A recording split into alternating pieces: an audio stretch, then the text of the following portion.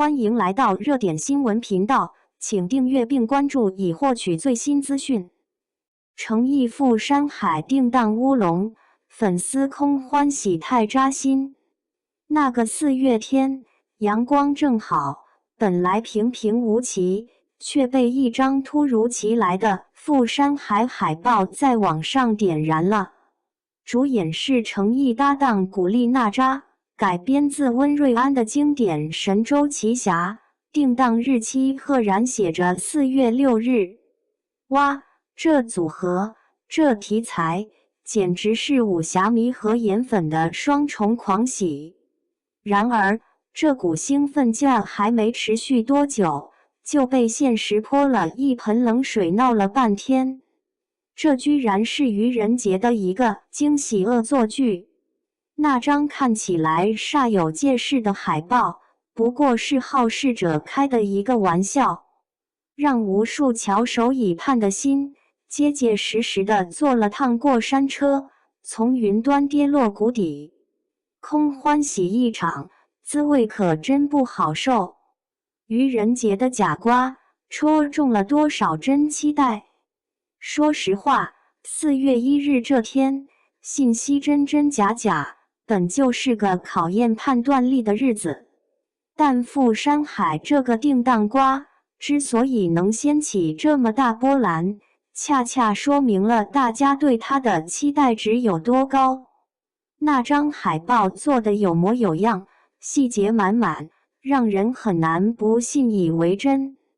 等到真相大白，除了哭笑不得，更多的是一种复杂的感受。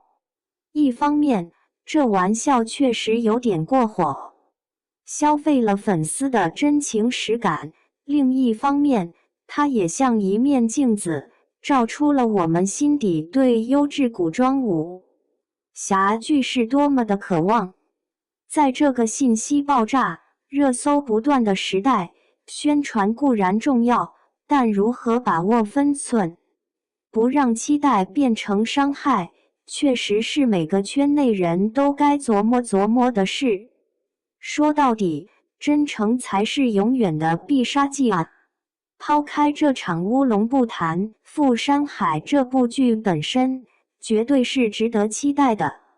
尤其是对诚意来说，这不仅仅是他继《琉璃与军歌》等多部热剧之后的又一部重磅作品，更是一次对自己演技极限的挑战。一人分饰3角，想想都觉得刺激。意气风发的侠客萧秋水，带着现代灵魂穿越的萧明明，还有那个城府深沉、气场全开的反派大佬李晨舟。这3个角色性格迥异，魅力各不相同，简直是把诚意往演技派的更高处推了一把。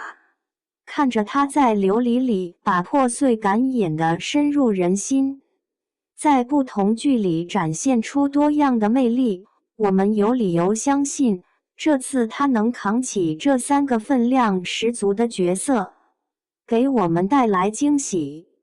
这对他而言，无疑是演艺路上一次重要的升级打怪。然而，现实总是比理想要骨感。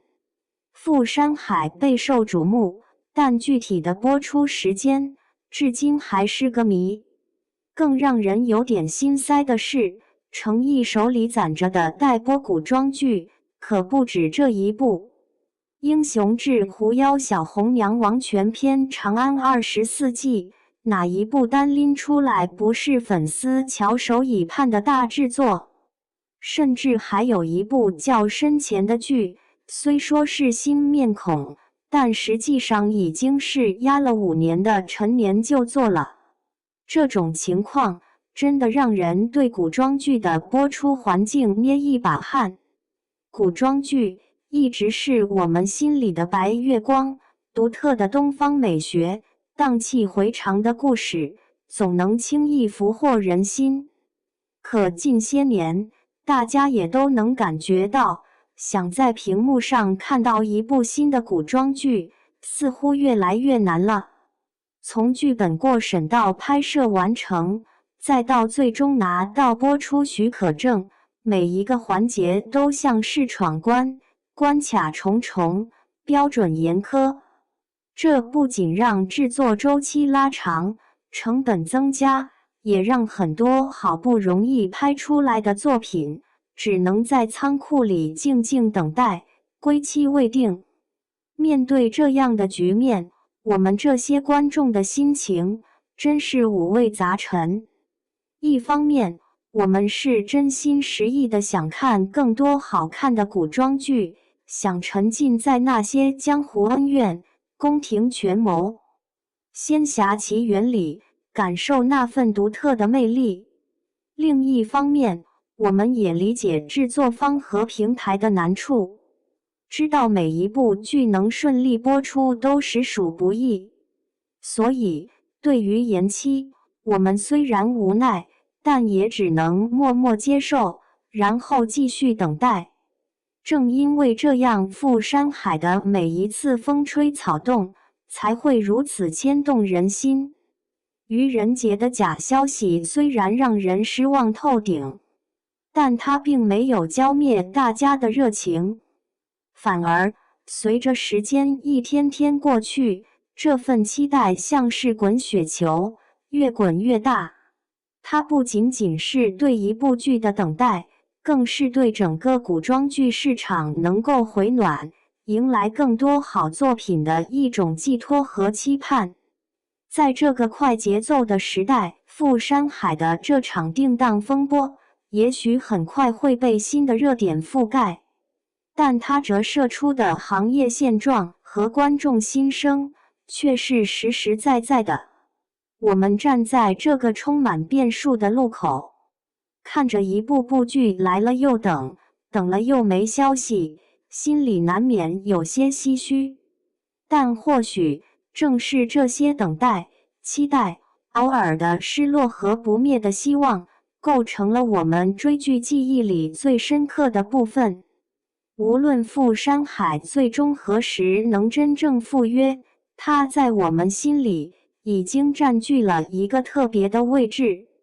对于诚意，对于所有仍在坚持创作古装剧的幕后英雄们来说，我们的关注和不离不弃，或许就是他们穿越重重困难，继续前行的最大动力。